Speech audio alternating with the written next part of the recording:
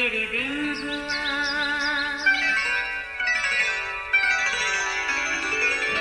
نیا پھر دن ہوا، پرانی رات کا کرے سو شکر ہم خدا کی ذات کا، خدا کی ذات کا نیا پھر دن ہوا۔ آج کی آیت، اور خداوند نے ان کی راحت انگیز خوشبو لی، اور خداوند نے اپنے دل میں کہا کہ انسان کے سبب سے میں پھر کبھی زمین پر لعنت نہیں بھیجوں گا، کیونکہ انسان کے دل کا خیال لڑکپن سے برا ہے۔ پیدائش 8 باب 21ویں آیت۔ عزیزو، جنت اور دوزخ کا تصور ہر ذی شعور کو ہے، جو اپنی جگہ اٹل حقیقت ہے۔ کسی بھی منزل کے بارے میں اس کے راستے خود اپنا پتہ بتا دیتے ہیں، مگر جنت جتنا حسین تصور، راستہ اتنا ہی کٹھن، اور دوزخ جس قدر خوفناک منزل، راستہ اتنا ہی کشادہ اور پرکشش۔ ایک آدمی نے اپنے لیے جنت کا انتخاب کیا، مگر اپنی عقل و فہم سے خود ساختہ راستہ بھی بنایا۔ اس کے خیال کے مطابق وہ جتنی بھی نیکیاں کرے گا، وہ منزل کے قریب تر ہوتا چلا جائے گا۔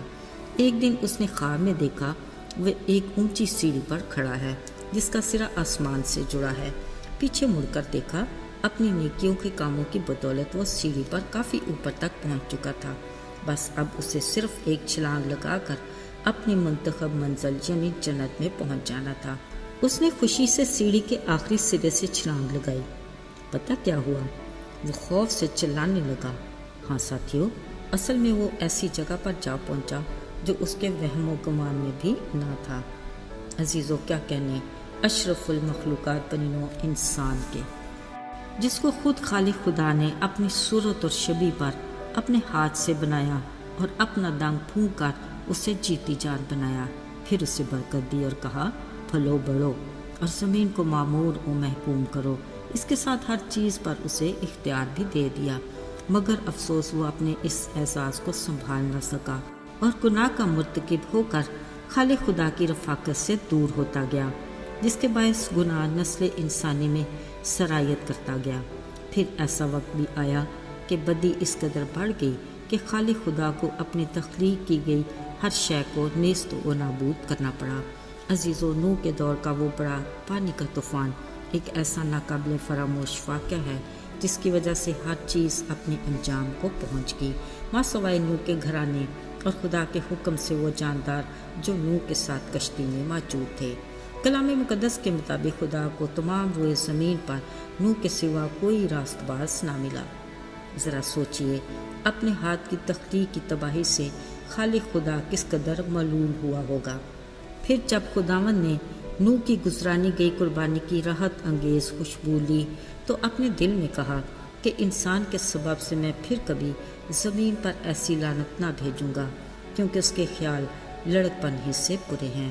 اس شفیق باپ نے خطا کار انسان کی تمام غلطیوں اور نافرمانیوں کو ایک بار پھر درگزر کر کے اسے معاف کیا۔ عزیزو، اس بڑے پانی کے طوفان کے بعد ایک بار پھر خدا نے بنی نوع انسان کو برکت دی۔ کلام مقدس میں لکھا ہے کہ تم بارور رہو اور بڑھو اور زمین پر خوب اپنی نسل بڑھاؤ اور بہت زیادہ ہو جاؤ۔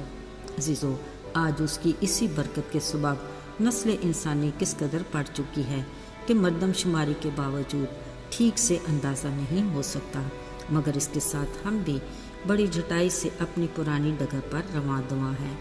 ذرا سوچئے، اگر وہ آج زمین پر نگاہ کرے تو آپ کے خیال میں اسے کتنے راست باز ملیں گے؟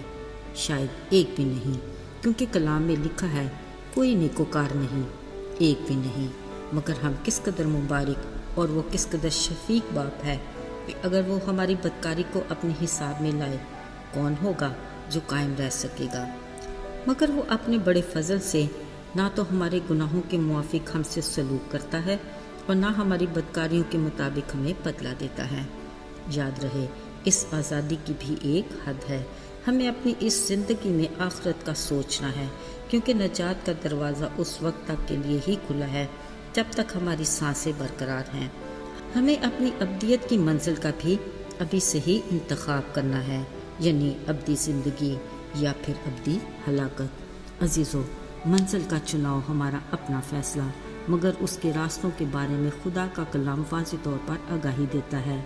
لکھا ہے، سکڑا راستہ زندگی کی طرف جاتا ہے، اس پر چلنے کے لیے انا اور خودی کو چھوڑنا اور اپنی صلیب اٹھا کر یسوع کے پیچھے چلنا ہے، جس پر چلنے والے بہت تھوڑے ہیں۔ دوسرا راستہ کشادہ اور خوشنما ہے، جو دیکھنے والوں کو سیدھا معلوم ہوتا ہے، جس کے مسافر بہت ہیں، مگر اس کی منزل ہلاکت ہے۔ عزیزو، خدا کے کلام کے آئینہ میں ہر شے عیاں اور شفاف ہے، اس کا فضل سب کے لیے اور آسمان کی بادشاہی کی ضیافت کی دعوت بھی سب کے لیے ہے۔ التجا ہے کہ ہم اس ضیافت میں شریک ہونے کے لائق بن جائیں۔ آئیے دعا کریں۔ اے ہمارے آسمانی باپ، تیرے بڑے فضل اور بے انتہا پیار کے لیے ہم تیرے شکر گزار ہیں۔ تو ہمارا ایسا باپ ہے جو ہماری بدی کو بخش دیتا اور خطاؤں کو درگزر کر دیتا ہے۔ اے باپ، ہم اقرار کرتے ہیں کہ ہم کمزور ہیں اور ہر پل تیرے رحم اور فضل کے خواستگار ہیں۔ اپنے وعدے کے مطابق ہم سے کبھی دستبردار نہ ہونا۔ یسوع کے پاک بابرکت اور مبارک نام میں آمین۔